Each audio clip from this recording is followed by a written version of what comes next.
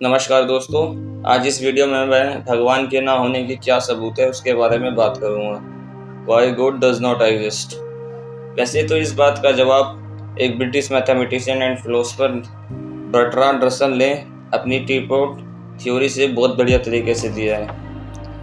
उनकी थ्योरी के अकॉर्डिंग यदि मैं यह कहूँ कि एक चाय की केतली पृथ्वी और मंगल के बीच एक अंडाकार कक्षा में सूर्य का चक्कर लगा रही है, तो आप मेरे इस कथन को झूठ साबित नहीं कर सकते। साथ में मैं अगर ये भी जोड़ दूं कि वह इतनी छोटी है कि उसे टेलीस्कोप से भी नहीं देखा जा सकता। अब मैं आपसे कहता हूँ कि मेरे इस कथन को झूठ साबित करके दिखाओ, तो आप कहोगे कि यह क्या बकवास है, इसे सच तो आपको ही साबित करना होगा क्योंकि दावा तो आप कर रहे हो। किसी भी कथन को साबित करने का दायित्व उसके पक्ष में दावा करने वाले का होता है, ना कि किसी दूसरे व्यक्ति का।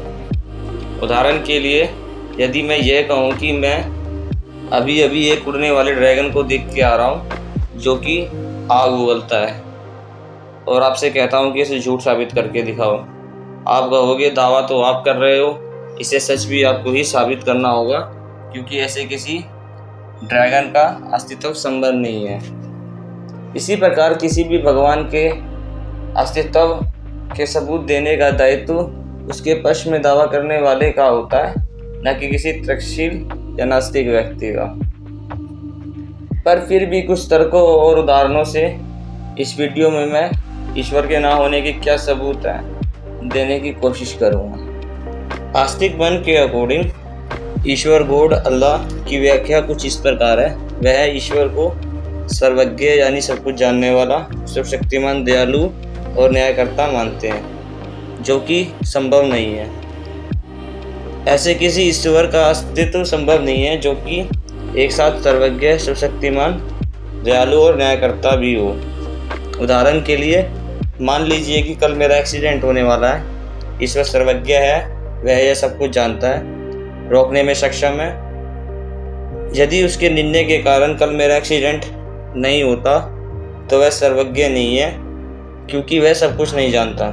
इसी प्रकार ईश्वर एक साथ सर्वशक्तिमान और दयालु नहीं हो सकता।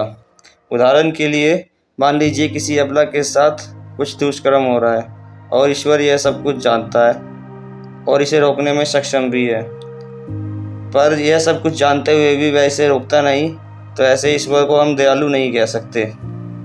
अगर ईश्वर रोकना चाहता है और रोक नहीं पाता तो ऐसा ईश्वर सर्वशक्तिमान कहलाने के लायक नहीं है।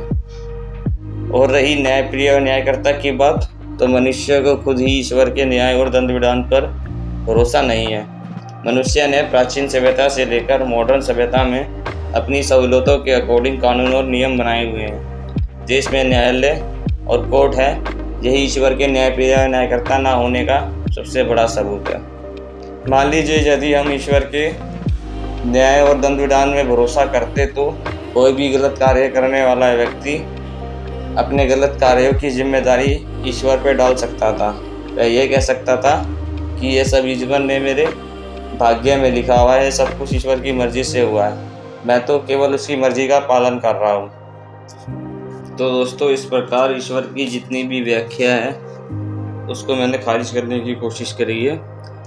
यह सब मेरा मानना है, मैं किसी भी आस्तिक मन की भावनाओं को ठेस नहीं पहुंचाना चाहता। जिसको मानना है माने, जिसको नहीं मानना है ना माने।